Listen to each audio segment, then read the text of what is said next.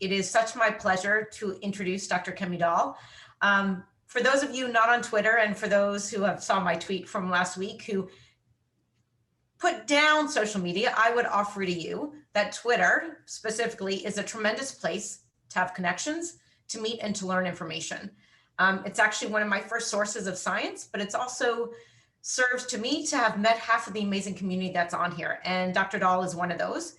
So Dr. Doll is an academic coach for women of color for faculty in academic medicine. She works to help early career ambitious faculty transition out of trainee mindset so they can develop self-leadership skills to build a strong foundation for a successful and nourishing career. She's a GYN oncologist and in health services research. Her research has been funded by NIH and the Robert Wood Johnson Foundation. She just got an amazing grant about endometrial cancer that many of us are very excited about from PCORI to study racial disparity in endometrial cancer. Kemi puts out a newsletter that talk about mentoring up, not to show my age, but we'll just show it a little, that I love and read. And I just have to say on a personal note that for a lot of the things that's been formulating in my mind for over 2 decades, Kemi's been able to kind of crystallize in a few minutes for me. And it's really helped me, I think, be a better mentor and think about, even for the Women's Health Collaborative, how to really think about creating paths for individuals that build their own successes, not those defined by my generation or those above us, and really thinking outside of the box, how we can help women, and especially women of color, succeed, understanding it's going to take us a while to change the structures. So in saying that, it is my absolute pleasure to have Dr. Doll present today, and I'm going to turn it over to you, Kemi. Thank you so much. I want to double check that everybody can see my slides. Okay, great. So I'm going to be talking about 10 lies of academic medicine, as I call them, and how to break free. So a little bit about me. Thank you for that wonderful introduction, Dr. Elovitz. As she said, I'm a gynecologic oncologist. I'm a health services researcher. My research topics focus on the intersection of race, gender, cancer, and reproductive health, most specifically in endometrial cancer among Black women in the United States. And the approach I use is that of race consciousness, which means that I am constantly talking about race and racism and power and systems of oppression. But also about me, given this is the work that I've chosen to do, I think it's also important to share with you all that I'm actually very private. And it might not seem so on Twitter, but people who know me well recognize that most of you don't know very much about me at all. I'm a very private person. I'm actually a very guarded person. It's hard for me to open up to people. It's hard for me to make connections easily. I also hate conflict deeply. I would, at a time in my life, do almost anything to avoid feeling like I was in any kind of argument or conflictual situation. And lastly, I am a recovering people pleaser, or a people pleaser in recovery is somehow I say. Like, ultimately, there are a lot of areas of growth I've had to make, but like at the end of the day, I just want to do a great job and have everybody like me. So if you resonate with any of those things, I want you to know that in the setting of this talk I'm about to give, all of those things are true for me. So my goals for today are twofold. First, I want to change your mind. I am a coach and I have a coach. To be clear, I have a therapist too. And she, my therapist, has been amazing at helping someone who has always felt everything very deeply and very acutely to process my emotions and heal a great deal of trauma, which is priceless. And I have been coached by a few different folks because they do something altogether different. And I would offer a slightly different interpretation that my coaches don't tell me what to do. They help me shift my beliefs. They show me how to change my own mind. And more than any tip, strategy, or tool, more than a no email template or a productivity calendar, this skill, the ability to change your own beliefs, is the most powerful. Today, I hope to stir that process. Second, I aim to do something I have never done: give a talk on this size platform without a single citation. One, because it feels transgressive, and two, because it is completely authentic. Everything I have to share with you today is a culmination of books I've read, talks I've heard, my own career experiences, my observations of colleagues, and my experience with coaching clients and their transformations. All of it. I challenge myself to distill this message to the crux, the heart of what I believe can fundamentally change your career. What I've come to learn is that the more authentic we are in our ideas, approach, and voice, the more transgressive it feels. Because, my friends, my colleagues, we are all in systems not designed for us to thrive. To be serious about the business of succeeding anyway is to be transgressive. Finally, a note on who this talk is for. This talk is for the underdogs who worry that academic medicine isn't for them, the underdogs who worry that you don't have what it takes to succeed. And even if you don't identify as an underdog, the portions of you that do, that's who I'm talking to today. With that said, I invite you to consider my talk, 10 Lies of Academic Medicine and How to Break Free. I'd like to offer to you not to worry about whether or not you think I am right. That often doesn't invite a lot of reflection or even nuanced thought. More so, I would offer a different approach. I'd like you to consider what mental doors open if you take these perspectives. What would be the consequences for how you move through your career? Let's start off with what I call the lies we have been told. I have 5 of them. Number 1, your institution defines your value. This lie hits everyone and is reinforced everywhere. I still remember the dismay on my dear mentor's face when I informed her that I was not ranking Harvard, Columbia, UCSF, or Penn residency first on my rank list for OBGYN. I felt horribly uncomfortable with what I perceived to be disappointing her, and yet still sure I was more interested in an environment where I could maximize my growth and potential than a place that would give me the rubber stamp of approval. This idea that your institution, your research center, your lab group, or anything else outside of you is what gives you your value is a lie. These entities have power, sometimes power that can transfer to you, but that is not your value. The idea that your institution defines your value is a powerful collective lie with one primary function: to have you believe that it is logical, functional, and even inevitable for you to sacrifice things that you hold most dear in order to follow the supposed rules of your institution. What we hold most dear, what you should hold most dear, is your own specific reason that you set out on this academic journey to begin with. The dream you held for the work you could do. Every action we take on behalf of this lie, that your institution determines your value, every time we change an idea to make it more palatable, every time we say yes to a committee or a title we don't really believe in, every time we accept less than we expected in order to not ruffle feathers, we make this lie stronger. We steal from the needed energy and precious time we could be giving to nurturing our true potential. We perform below our true potential. We create the evidence to support this lie. The truth is that your institution does not define your value. The truth is that your value is defined by the unique purpose you bring to your institution and your ability to translate that purpose into action. Number 2, gratitude is expressed through sacrifice. Let's start by defining gratitude. Outside of academic medicine, I feel like gratitude is pretty straightforward. Expressing thanks for something received. Clear.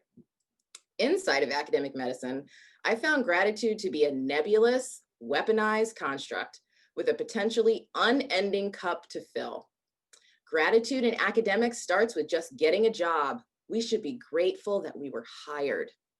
It continues on to receiving some substandard arrangement of clinical duties, having no surgery block time, working only night shifts while being expected to produce scholarly work, having a severely understaffed clinic because he will get mad if he has to move an inch to accommodate you.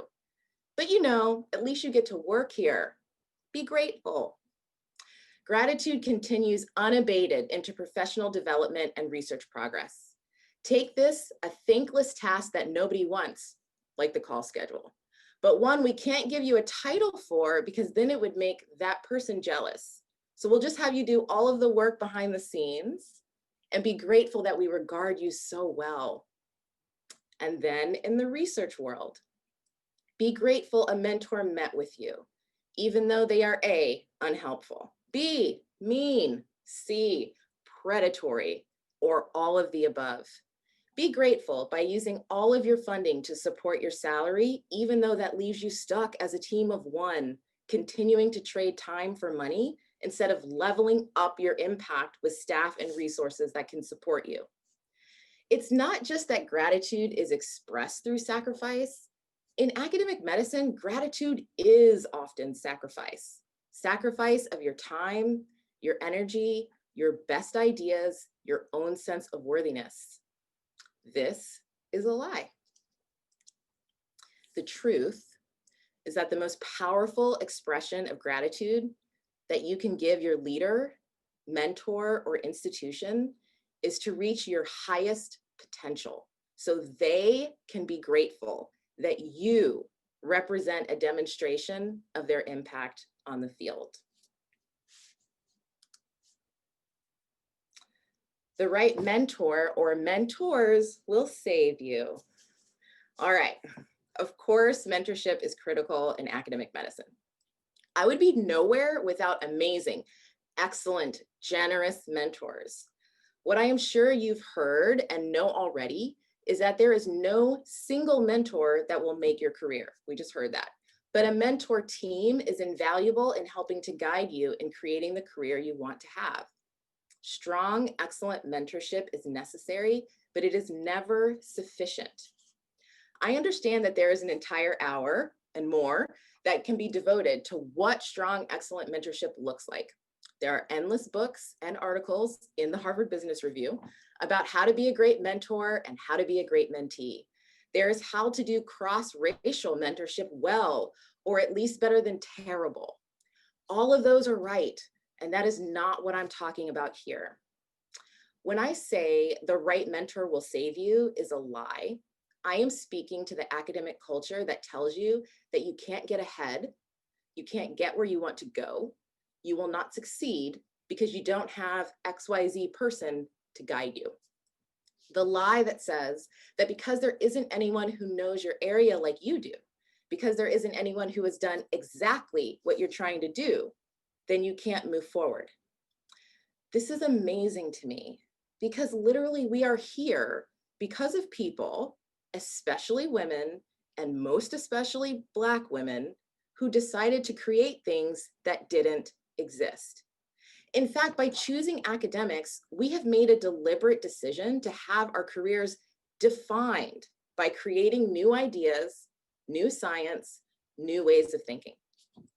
The very fact that there is no one who has done what I'm trying to do is evidence of how valuable you and your ideas are.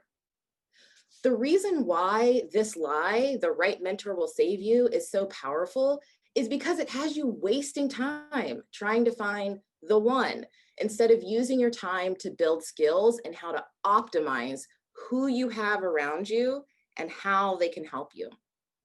And the foundation upon which these mentor optimization skills are built is not found in any article, video, or talk. This foundation is forged from your own belief in the career you want to create. You can have the best mentors in the world, the most thoughtful, encouraging, insightful people genuinely interested in helping you do your best. And they cannot replace this foundation, a belief in yourself. In fact, I offer to you that much of the advice about being a good mentee comes back to this foundation. Your mentors cannot be the substitute for your foundation. They cannot save you from this inner work. The truth is that the work of being courageous enough to believe in yourself, of being committed enough to act on that belief day in and day out, is wholly on you. Just say no, or Say yes early and often. I love this lie because it masquerades as a debate with two sides. One side says, say no, no matter what. Just say no to opportunities because as women of color, they are really just exploitation in disguise. So you don't become overworked, you say no so you don't become overworked and stretched too thin to do the work you need to do. I understand this advice completely, especially for women of color, URMs, and Black women in medicine. If you don't know how to say no, just quit now, because you will be drowning by about 6 months into your faculty position with all of the requests. The other side of this says, especially in our early careers, we need to say yes early and often to capitalize on opportunities, to get on committees with national prominence, to get in good and build relationships with important people who will help your career, to get access to data or samples that you can't otherwise without first taking on whatever opportunity is being presented. One pattern I have noticed is that this side of the coin, say yes early and often, not always, but very often is spouted by white men. This is understandable. The opportunities that come to white men and sometimes white women, whiteness being the uniting privilege, are of different quality than those that come to the rest of us. If the offerings that show up in your inbox are actually not exploitative, they actually represent leveling up with recognition, then I understand why you would preach, say yes early and often. And yet, here's why I am boldly calling both of these one lie with two sides. Both of them are rooted in scarcity. Both of them are based on the idea that there is one, not enough time, or two, not enough success to go around. That is a lie. Both of them function to disengage you from the very active executive thinking you need to build in order to successfully lead your career and create the future you want. Whether you are saying no all of the time or saying yes early and often, you are actually doing the exact same thing. You are missing opportunities to hone your own decision-making on behalf of yourself. You are missing the opportunity to understand what the actual lens is that you use to make decisions and how that is working for you. You are not building your self-leadership skills to determine your own method of navigating decisions and opportunities in a way that is fulfilling and supports your career. I'm gonna take a breath. What either of these tactics do is keep you in codependence and limit your ability to test and stretch what you are capable of. The truth is that when you double down on your strengths, when you use opportunities to hone what you are already good at, you are efficient, you are effective, and you can do much more than you imagine in much less time. The truth is that every time you say yes to something because you think the opportunity will pass you by, you create the very challenge of overwhelm that steals the time and space you need to develop your own capacity and skills. I have a mental model I want to offer you. This lie says that we imagine ourselves on a subway platform with opportunities that come by like a subway train.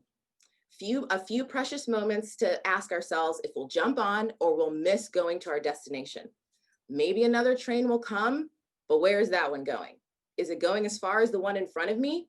We either jump on the train, not wanting to risk anything, or we step back from the platform. This is the just say no, put headphones in, turn around, and try to use willpower to keep ignoring the trains coming through the station. This mental model is rampant in academic culture, and it's a lie. Here's the truth. You are on a journey of growth. It's not a platform where external factors take you where you want to go. It's a staircase that you are climbing, where as you grow, you step up to a new level. And at that level are new opportunities. Opportunities you get to consider, use to hone your decision-making model, and choose if you want to explore more here or simply move up to the next level. From this perspective, you make the decision. You set your terms. You learn to mold opportunities to fit you and your strengths instead of molding yourself to fit the opportunity. That's the truth. Number 5, You can avoid burnout by settling for less. Academic culture loves commiserating about grant pay lines, about RVUs, about working nights and weekends, et cetera, et cetera, et cetera. We have made misery a team sport. One of the enduring lies in academic medicine is that you are either going to do too much and burn out, or you are going to settle for less than what you want. We talk a lot about burning out. We have wellness committees to address and prevent burnout. We have keynote talks about burnout. In my institution, we even have pet therapy days where you can pause your day to pet a puppy in order to combat burnout. Folks have very rightly pointed out many times that all of these are actions to address the symptom and not the cause of burnout, that people are overwhelmed, overstretched, and unhappy. I don't think that is a lie. That is real. I have felt it myself. The lie, to me, is the solution that we are offered over and over and over again. The one that says that the problem is our expectations are naive, our career visions are not really possible, and our goals are too big. That what we need to do is downsize and settle for a career much less than what we imagined. Some examples. We need to recognize that signing epic charts at 8 p.m. is just part of the culture. So you have to choose to be a crappy clinical teacher, settling, or sign your notes at 8 p.m., burnout. You have to choose to be selfish and a poor department citizen by not volunteering to do extra service, settling, or you can write your grants on vacations with your family, burnout. The lie presented here is that these are the only two options, that settling is the cure to avoid burnout. The truth is that settling is burnout in slow motion. Settling is abdicating something that really mattered to you in hopes that it buys you enough enjoyment somewhere else to make up for that loss. Settling supports the very institutional structure that we rail against as being a problem. Settling is perpetuating the problem. The truth is that our institutions are far behind our own creativity of what's possible in academics. The truth is that we chose this challenge to be generative, creative human beings in an outdated, racist, and patriarchal system. The truth is disruption, creativity, and that new way of doing our careers are born out of this struggle. When we settle, we leave the arena. We ensure nothing changes. And we get on the highway that ends in a career much smaller and much less impactful, much less satisfying than the one we are capable of having. So, these are the 5 lies we are told. But there is more, and it goes deeper, because each of these lies, these deeply rooted beliefs in academic medicine culture, has ramifications on our inner dialogue. These 5 lies, we are told, are the root of the back half of my list. The 5 lies we tell ourselves. Number 6, I can't thrive in a system not built for me. To be clear, in case it wasn't already, academic medicine is not built for us. The field of medicine as we know it was carefully constructed to be exclusive to white men, to exploit bodies for profit, and to reify and strengthen our society's caste system of race and wealth. So that part is not a lie. That is reality. The reality is that we live in a culture steeped in white supremacy, in misogyny, and in xenophobia that uses violence and terror to maintain the status quo. The truth is also that this reality has been the case and was the case for over 400 years. The truth is that if my people, Black people, my ancestors had believed this lie, I would not be here. None of us would be here. Harriet Tubman did not say, I will be free. She said, I am free. Academic medicine is like every other institution in the US. It is racist, it is sexist, and is not built for us to thrive. Which is why the fact that we would choose to thrive here is revolutionary. The fact that we would choose to use this place to change the world is revolutionary. The question is not, can we thrive here? The question is, where do I choose to make my thriving, make my joy revolutionary? As long as we are talking about US-based institutions and systems, we are talking about structures steeped in oppression. I am not telling you to stay in academic medicine because it's really okay here, it's fine. I'm telling you that racism, oppression, and sexism are everywhere. And what we ask ourselves is, how am I uniquely designed to thrive anyway? And in what system would I choose to do so? I offer to you that there are two consequences to keep in mind with this belief.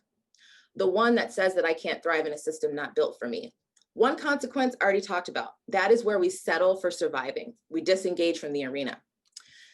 The other consequence is that this belief, this I can't thrive in a system not built for me, it understandably can become the fuel that we use to fight to burn down the system. Now, I am all for flipping tables and burning stuff down. I am quite clear on the fact that if those who came before me didn't flip tables and metaphorically light a fire in this house, I would not be here.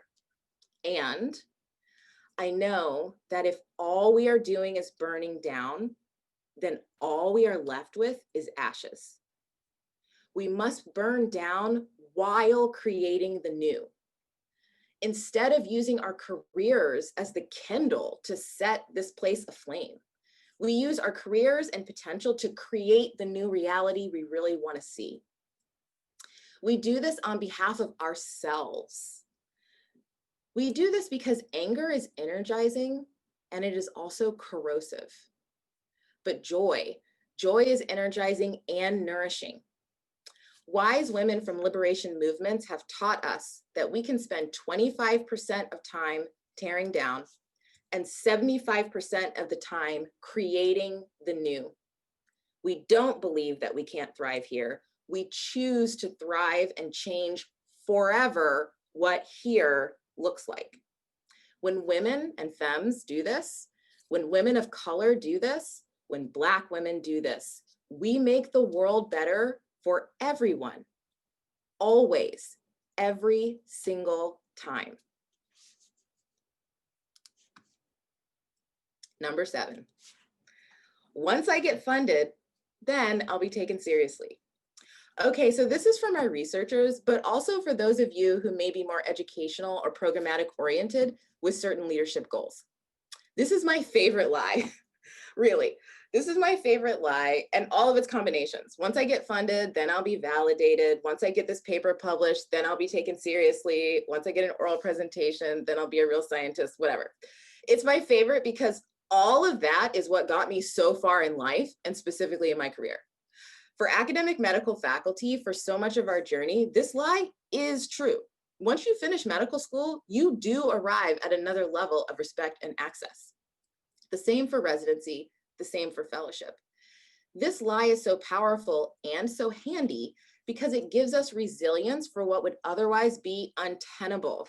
We can handle whatever pain now because that validation we are looking for is on the other side.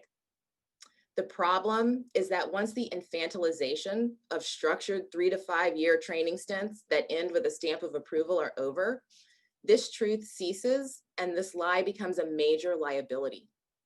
I have seen this with myself, my colleagues, time and time again with the women I coach. We believe so strongly that the K Award, the R-level grant, and insert whatever gold star we are chasing will finally give us the validation that we belong, that we have what it takes, that we are the real deal. And it's not true. It's not true because as long as the validation we are looking for is coming from outside of ourselves, the proof of that validation, the goalpost will always move. 5 days after you give your first presentation, someone will ask you when the paper is coming out and boom, the goalpost has moved. 5 hours after you get the paper published, you get an email asking if you've got funding for the grant that the paper suggests. Boom, the goalpost has moved. It doesn't matter what it is. The goalpost moves to a creative mix of anything that you can imagine.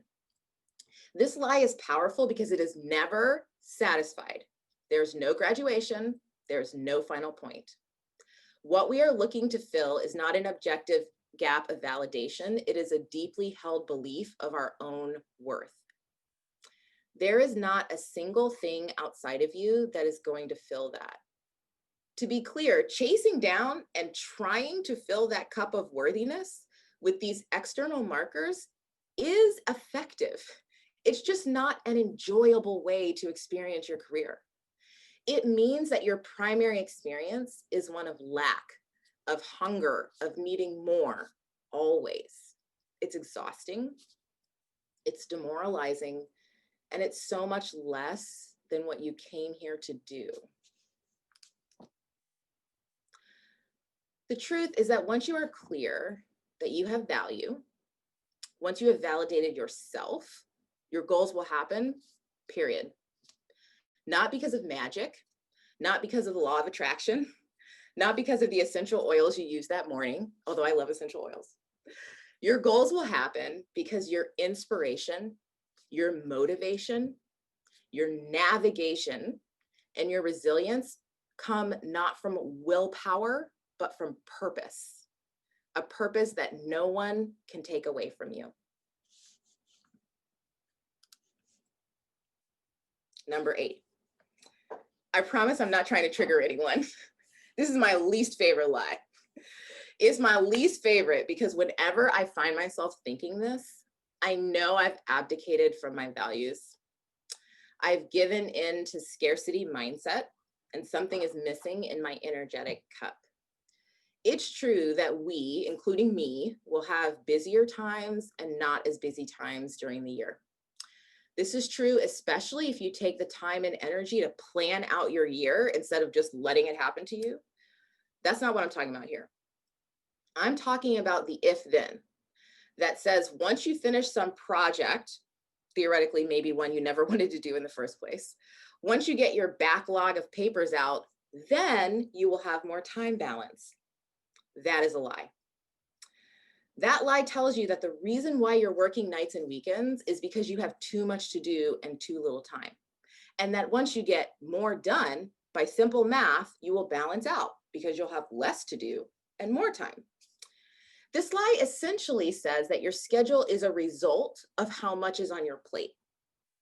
It says that once you get through some task list that you have never cleared off before in your life, that you will stop working nights and weekends. People ask me often, how do you stop working nights and weekends? And I tell them, by not working nights and weekends. Stop doing it.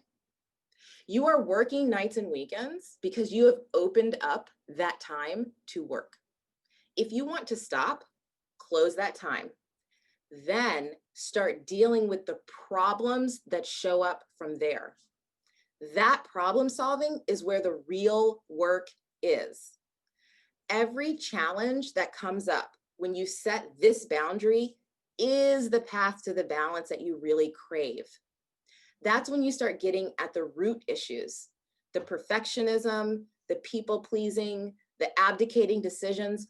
All of this that comes up is the gold, the crucible of getting out of this pattern. Without setting that boundary, you don't do the work. And when you don't do the work to hone the self-leadership and self-management skills, you recreate the same scenario over and over and over again. The one that has you believing that as soon as these papers are done, things will calm down. Things don't ever calm down. They are not sentient. You create your calm. You create it by facing the gaps in the clarity of the career that you want and the actions that you take on a daily basis. The gap between those two things. You face those problems and shore them up through a series of decisions.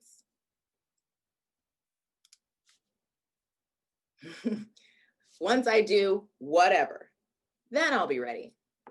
Okay, So first of all, I want you to notice that I've dedicated 3 of these lies to what I call these if-then statements. That is deliberate. I want us to be extraordinarily suspicious of these if-then statements. The one that says that if I do this, then this nebulous, unspecified, subjective goal will be met. It's not that they're never true, it's just that they're rarely true. It is true that if I went to the bathroom right now, the pressure I'm feeling in my pelvis will improve. That is true. But did you notice that the latter was an objective physical sensation and not an undefinable measure of my worthiness or a nebulous designation of validation? With that said, let's get into this statement. Once I do, feel free to enter anything in here you want. I will be ready. Those of you who have been following me on Twitter or who read my newsletter probably know what I'm about to say. Being ready is not a circumstance. Being ready is a decision. When we say, once I do XYZ, then I'll be ready, what we're really saying is that once I do XYZ, I will be willing to try. And usually the reason why we're not willing to try already is because we think we need more confidence, or we are too afraid to fail. Specifically, we are too afraid to fail in public. I get that. As we've discussed, we are in harsh, at times oppressive systems. We are in a culture that loves to judge people, critique their work, drag people down. And with those statements, I don't just mean academic medicine, I mean the larger society we're in that loves to drag down women, especially once they've been put on some kind of pedestal. I understand that, I get it. This is exactly why it is so incredibly critical that we understand that we cannot wait for confidence or a near guarantee that we won't fail. That cannot be our definition of ready. If you're waiting to be confident, you'll be waiting forever. What we forget is that confidence is a byproduct. We don't start with confidence, we start with courage. Courage to try, even if we might fail. And I offer that immediately on the heels of courage is the commitment to see it through, especially when it gets uncomfortable. This applies to the agony of writing a grant and not knowing if it's any good. It applies to getting the 3rd desk rejection for a paper you think is amazing. Apply this to the work of setting and holding boundaries so that to create the balanced career that you want. There's nothing needed for you to be ready to do these things other than the decision to be ready. And you support that decision not by being confident, but being courageous and being committed even when it's uncomfortable. It is only, in fact, when we do that, that we allow ourselves to believe, to see and believe our own capability. And it's that capability that then breeds confidence. Confidence is the byproduct. Being ready is the decision. Number 10, I don't have what I need to succeed. Okay, if I have been successful in any way, shape, or form in this time speaking with you, you will understand why this lie that we tell ourselves is simply not true. There can be an infinite number of reasons why we can look around our microenvironments, our larger institution, our geographic setting, our mentor team, and say, I don't have what I need to succeed. It may very well be the case that 1, 2, or all 3 of these things are problematic in some way for you right now. There may be major gaps, challenges in these arenas that must be addressed. All of those things can be true, and also it is still a lie that you don't have what you need to succeed. Because the only thing that you need to succeed is clarity on what you want from your career and a fidelity to making it happen. It is there that any of these gaps are addressed meaningfully. It is from there that we find the courage to do the uncomfortable. It is from there that we problem solve and create something new or new ways of doing things that haven't been done before. It is from that place that all of our problem solving comes to bear. You do have what you need to succeed because you have your agency, you have your mind, you have your purpose, you have your strengths, you have you. If after hearing these words, you don't think that you have very much, I want you to know that that is a symptom of academic culture and institutional and trainee mindset. And you can break free.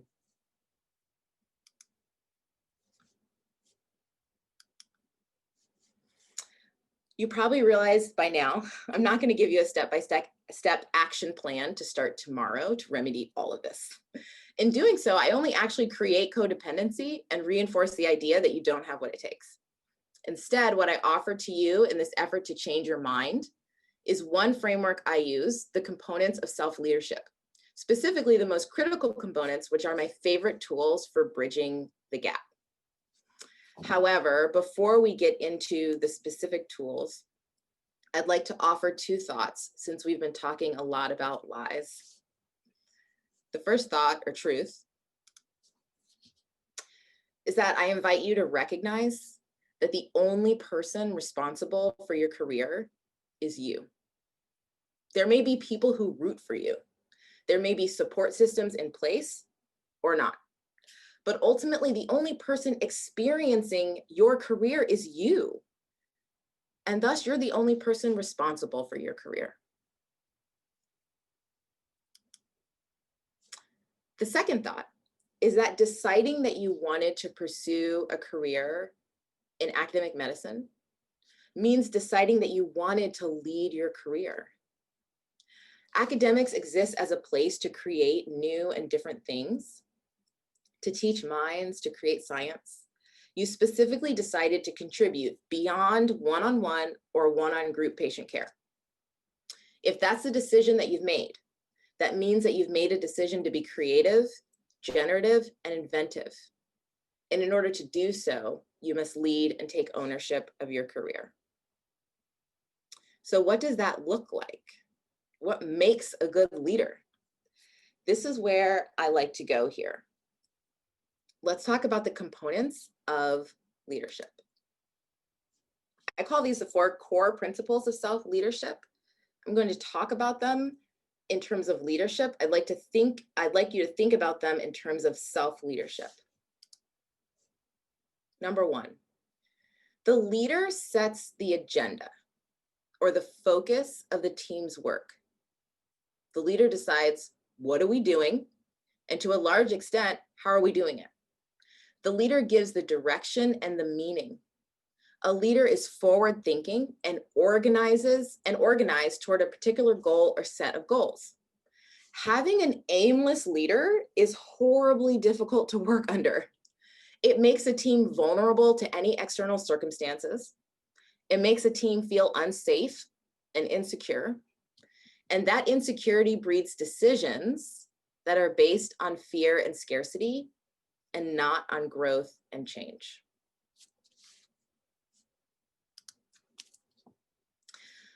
A leader is responsible for creating and nurturing a healthy structure for people to learn, be challenged, and grow. We all know what horrible leadership looks like in this arena. When a leader does not create those kinds of circumstances and a team member's attempts are met with contempt or ridicule, do you do this to yourself when you try something? When mistakes are met with blame and judgment, what do you tell yourself when you make mistakes? When there's no room to try and fail? That is bad leadership. Thirdly, a leader notices where there are problems and starts to take action to solve them. A leader doesn't necessarily do all of this themselves, but they diagnose and notice problems. Again, we've all experienced poor leadership where there's clearly an issue, but the leader won't acknowledge it, won't notice it, and worst of all, even if they do, they don't take steps to try to fix it. We've all been in a situation where we all look to the leader and they just throw their hands in the air as if it's not their responsibility to deal with problems. Where are we doing this? In our own careers. A good leader, a great leader notices when there's a problem, acknowledges the problem as a challenge, then takes action in efforts to solve the problem. Finally, a good leader motivates the team. I would offer that this function is almost a consequence of the first three. When the team knows and understands the directions and the goals that they are working towards, when the team has a healthy structure in which to work and try and fail and grow, when the team knows that problems will be noticed, problems will be diagnosed at their root, and actions will be taken to solve them, all of those motivate a team to keep going. Motivate a team through times of challenge, and motivate the team to pass their perceived limits. These four aspects, setting the agenda and focus, creating a healthy structure to learn, be challenged, and grow, diagnosing and solving for problems, and motivating the team, are the same aspects that we must all develop in our self-leadership skills. This is the framework I offer that you can work within to build up these capacities in service of the career that you want to have. You may notice that some areas feel stronger and areas feel weaker. All that is fine. Noticing is the beginning. And so here are some tools to bridge the gap. These tools, once again, are not directive. They are powerful and insightful questions to ask yourself. I want you to understand that the answers to these questions are gold for you because they represent the root, the building blocks of the foundation upon which you can transform your career experience. So here we go. To set your agenda and focus, ask yourself the question, what is my purpose here and why? To create a healthy structure for yourself to learn and grow, ask yourself, what do I need in place for me to be willing to try and fail? To begin the art of not just noticing, but diagnosing the problems that you navigate around on a daily basis, ask yourself, how have I abandoned what I hold most dear? And be gentle with yourself on that one. Finally, to consider how you provide your own motivation, not tainted by external validation, not tainted by crowd surfing for other people's opinion, but true to yourself. Consider the possibility via a question. What if my wildest dream life is happening right now? If life is happening right now, it's not waiting to start until after your paper goes in. It's not poised to truly begin until after whatever designation or promotion you're looking for.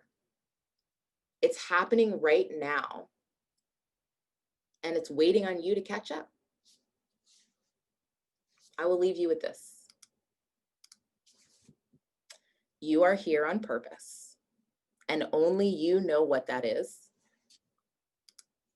And you deserve a fulfilling and nourishing career, and you can create that for yourself. Thank you so much. Everyone can feel free to unmute and clap now.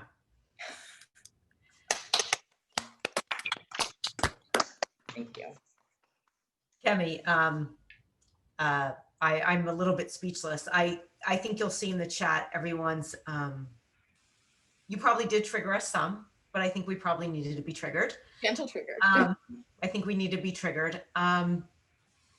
I think you spoke to so much of what we needed here. I know that I put in the chat, where the hell were you 20 years ago? And I really mean that. But I think in saying that, you know, us in our senior position, we can figure out how to go backwards. But what I would ask you is, and I think for early careers, you've given them this tool to start thinking outside of the box and to think about how institutions set us up and how we might be able to reprogram our own thinking. But my question for you is mid-career, right? You're in the middle of this. You're waiting for the grant or waiting for promotion. How do you take this? Because, I mean, in speaking just for myself, these are the truths, right? This is what we need to have been taught. This is what we need to do. But if you're really in the middle of it, what do you say to that mid-career person now? Because the early I get, senior ones will have to deal. What do you say to that mid-career person? How do you begin to do this? Oh my gosh, it's never too late. I mean, the thing that's interesting about to me mid-career is I think actually the person 8 months in or 18 months in feels just as stuck and as this is impossible to turn around as the person who's 6 years in. And what's true mid-career is that you've had more time to believe that these structures are real and the limitations are real, but you also have more power to change things. And so transformation is more readily available to you. Mikhail, I wouldn't actually change anything that I said, except maybe starting with where did you abdicate, what's most important to you, and working back from there. When I think of mid-career, approaching it myself, I start thinking about what am I contributing beyond like my research area and trying to check all these boxes for promotion. I start thinking, what do I want? How do I want to change this institution? What do I want to do here? And I think when you're in mid-career, those same questions lead you back to all of the stuff that we talked about in this talk, which is what do you want to make different for yourself as an example of other people who come before you? And ultimately, are you willing to have the courage to take the first step? Do you have the support to take the second step? I don't think it's that different. I think the belief is that because I'm mid-career, I can't turn it around. That's the belief that's not true. And you know, what I think you talk about, in which I struggle with how to teach this or even to internalize it, is I think what you spoke to about so many of us use the gratification that institutions tell us is important as our defining moment of our worthiness. And that is, you know, you talked about a therapist, that is so much beyond, right? Why did we go into medicine? Why do we go into science? Why are we here? Why do we need that external validation? And I think for so many of us, there has to be some introspection on being able to ask that, because so many of us sitting on this call right now determine our self-worth by what the chair says, by what NIH says about our grants, by whether Nature for $10,000 will take our paper. Sorry, I had to throw that in. But I think it's euros, not sorry. So I think it's such a powerful message that somehow I think it's even beyond those of us at an assistant professor and above. It seems to me this message is something we need to start teaching women and women of color in high school and grammar school, and that our validation is not by these institutions that are set up to bring us down. And I'll stop on my soapbox. There are questions for you. I'm going to keep going. So someone, Geeta actually asked, Kemi, what does your institution or chair think of what you say about your work in coaching and career guidance? So I would offer that I take the general approach that, you know, the more impactful I can be to uplift people and to transform people's experiences, I am providing benefit to my department and my institution. And so if the method to do that might be prickly, but that's the end result. And in addition to truly sometimes going, they're not going to fire me. Let me just do this. Like, I just want to be really honest. Sometimes I'm just like, this is not that bad. And then sometimes deleting tweets.